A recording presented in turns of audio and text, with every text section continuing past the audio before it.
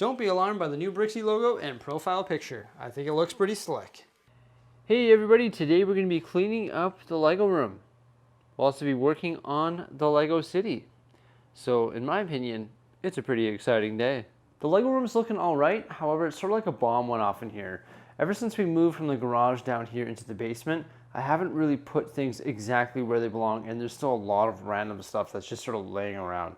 Like, what is that train track doing there? What are those bags doing there? What's this box on the ground?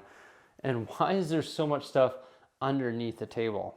So today we're going to be making some slight refinements to the Lego room that's going to really tidy it up and make it look absolutely fantastic. It involves those shelves as well, and also the excess boxes of Lego sets that are underneath the Lego city. So I'm really excited today because once we're done this video, this place is going to look like night and day. First thing we're going to do is start tidying up some of this stuff and actually putting some more details into the city, and I'm going to be doing that during a live stream. Once that live stream is over, we'll touch base and then we'll start moving some of the shelving and start extracting some of these Lego sets that should be on shelving or in the Lego city from their boxes as well, and just sort of make this place look extremely good. Just working on cleaning up the Lego city here during a live stream. It's looking great, but it's a ghost town.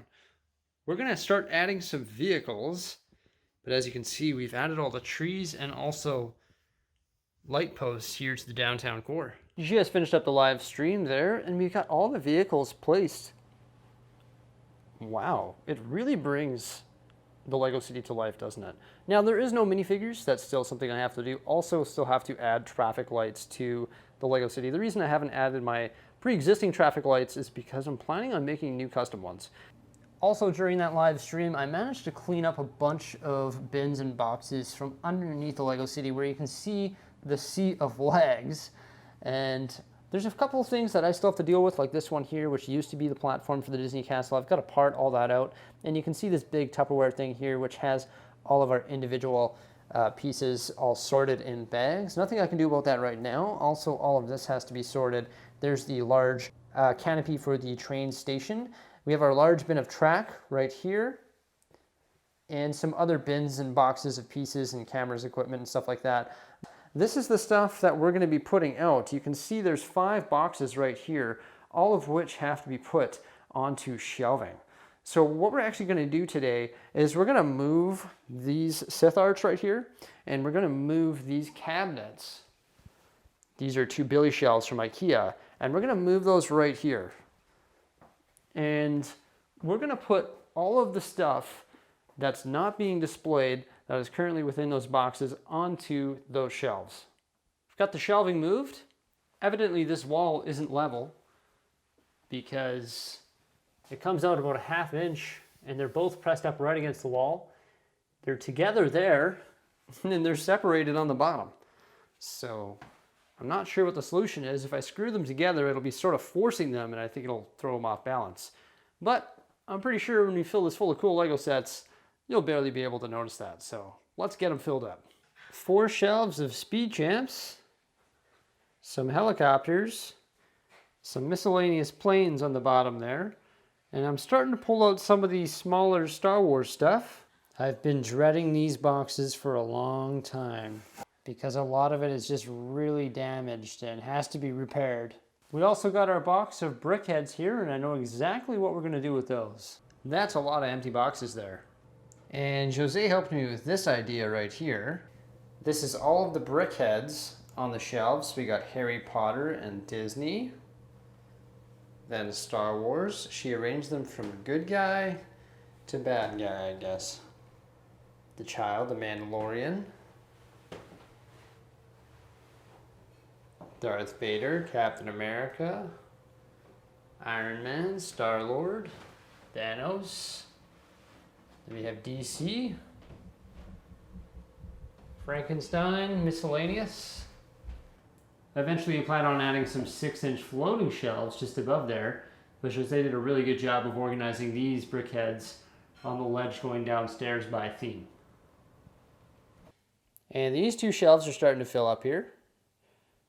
But I actually plan on reconfiguring some of these right now.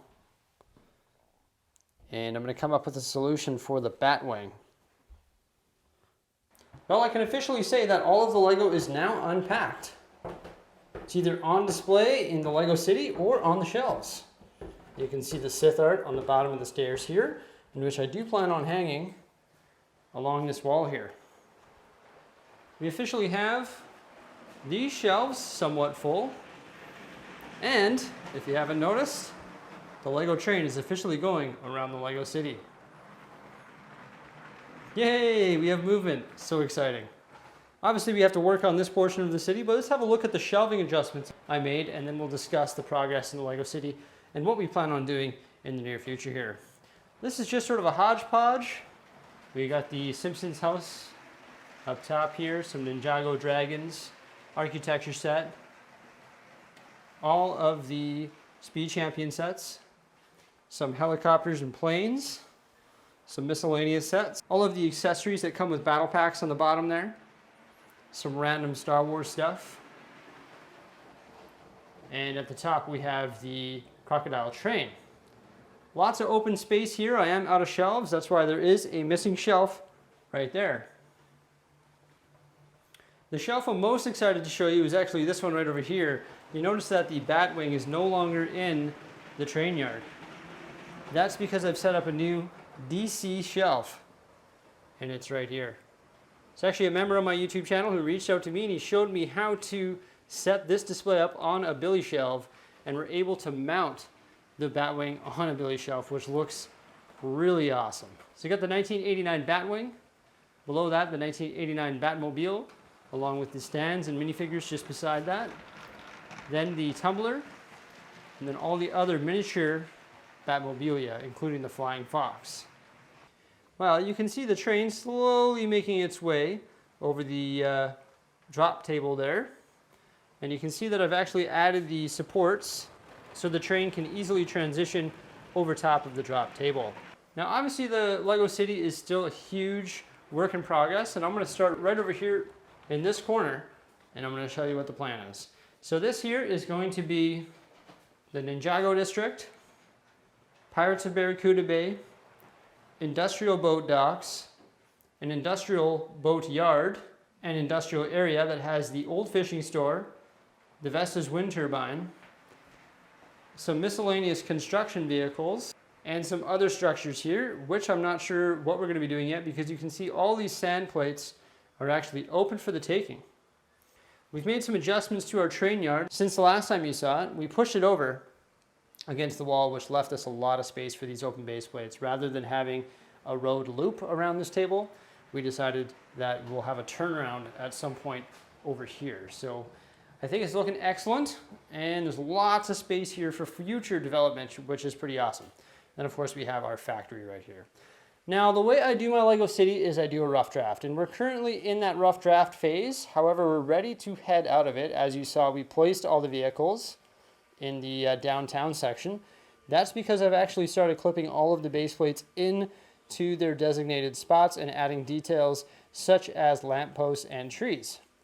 That's where we're able to put the vehicles here, because I'm going to consider it done. Besides this section right here, we have 1, 2, 3 base plates there, and then 2 half base plates here, which we're going to construct some buildings to cover up the back of Diagon Alley, and then we're going to add some more mini modular / shopping style buildings right here that will just be right across from the town hall. You can also see that we have the Ferris wheel running. This is still a big question mark of what we're going to do here. I still want to integrate some custom stuff, also the UFO carousel, that Legoland set, and somehow add a go-kart track.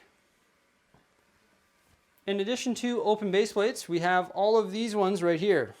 1, 2, and all of these half base plates all along here. I need to add platform 9 3/4 here. Hopefully a Gringotts bank at some point, and also maybe a leaky cauldron so that we can better integrate an entrance here to our Diagon Alley. And of course we have to cobblestone this entire thing here. I also placed Sesame Street and the Quickie Mart. So here you can see Ghostbusters HQ, Avengers Tower, Quickie Mart sitting on 2 32 by 32 plates, the hospital, the police station, which is a plate and a half, but so is the Ghostbusters HQ, and we have an open plate there. And then I also put Sesame Street right here, which is now a corner building that sits beside the Parisian restaurant, the office tower, and also the SIG tower. So now that we're starting to finalize some of the details in the downtown core, the next thing that I have to do is work on the amusement park, and then the drop table with the beach, and the park that's going to go right in behind the residential buildings there and have an entrance to the beach. In fact, all of this beach has to be blended in. So what I'm going to do is use cliff edges along the edge of the drop table. And I'm going to lower this water area here. How I'm going to do that is I'm actually going to cut a perfect piece of plywood, and then I'm going to cut out a section of that plywood that's going to be the size of our water, and that's going to raise up the beach and the surrounding area just one brick, so then we can blend the height difference here evenly. There's going to be a lot more stuff happening in the Lego City, and I've got a plan on how I want to execute that. But mainly what I wanted to show you today was the shelving. We got our Batman section set up there. Then I also moved the NES over here.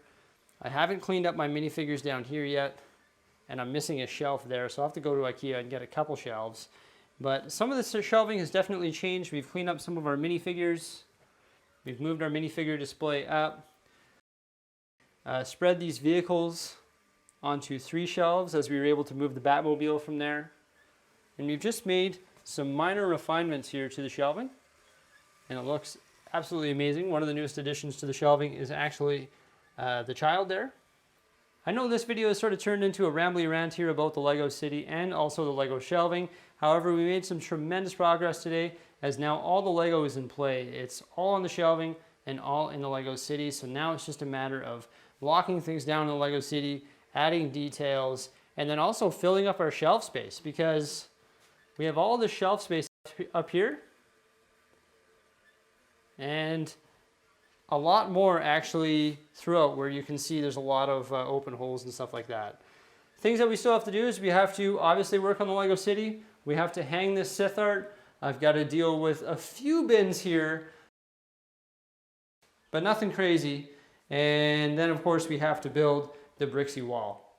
I can't wait to continue progressing here in the Lego room with you guys throughout this year, the remainder of this year, and into 2021. Let me know what you think of the changes by commenting below. Have yourselves a great day, and rock on, guys. Thanks for watching. Bye for now.